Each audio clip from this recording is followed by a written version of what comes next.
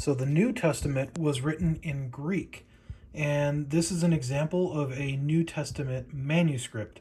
This particular one is actually a scan, and I had it reprinted. It's one of the Greek manuscripts that underlies the King James Version, the Textus Receptus. And you can actually see here, this is the first page of the book of Matthew. So there's a big letter here, but it's the book of the generations of Jesus Christ. This here is called the Nomina Sacra. That looks like IUXU. I think it's like Iesus Christos, basically. And so they only use the first letter of Jesus and Christ to show respect for the name of Jesus. That's why it looks a little bit strange, and that's what they call the Nomina Sacra, sacred name. And then Son of David. This is David here.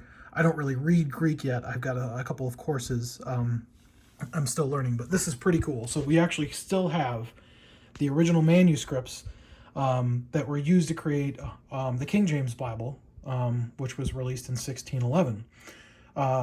What's interesting is so between Bible versions, most of the differences lie in the New Testament. The King James and the New King James and the modern English version use what they call the Textus Receptus, which means received text. They took about 8 or so Greek manuscripts, like this one, including this one, and they translated it into English. They compared it to other English versions, and that's how they came up with the New Testament in English from Greek. The majority of other modern versions use a different set of Greek manuscripts. And so we can see this is Trinitarian Bible Society.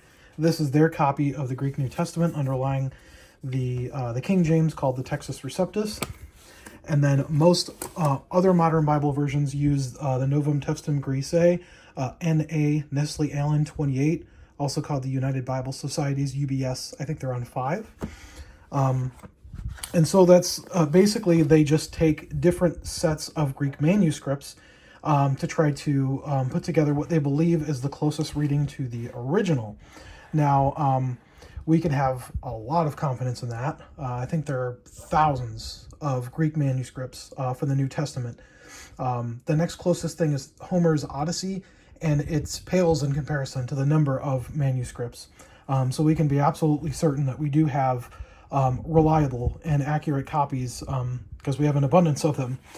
So really the challenge is that we have so many, right? And trying to decide, well, which ones, when there are small differences in spelling or word order, which ones do we follow? And that's mainly the difference between the modern versions. But as you can see, this is an example of a very early manuscript of the book of Mark. And as you can see, it's written on papyrus. This is a photo, like a high resolution photo of it.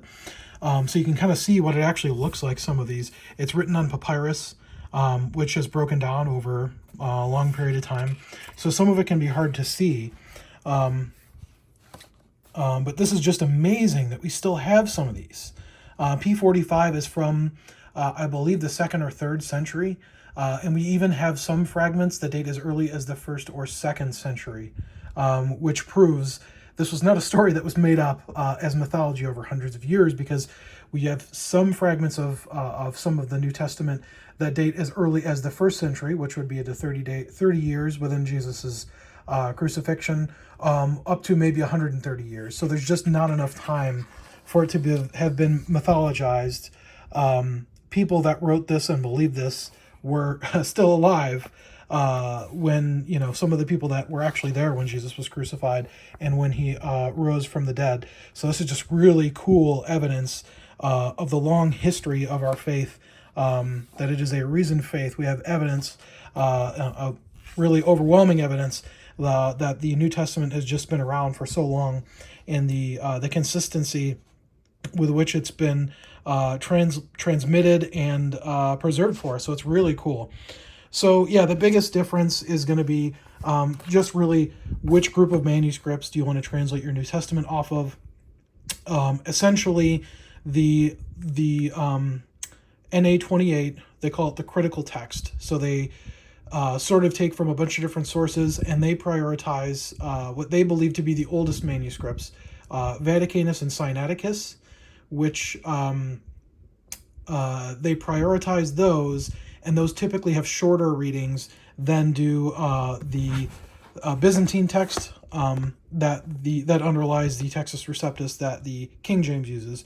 So that's why you'll see some verses, some verses will be shorter. Like the longer ending of the book of Mark, there are a set of verses there that are usually in brackets, and they'll say, some copies don't contain this.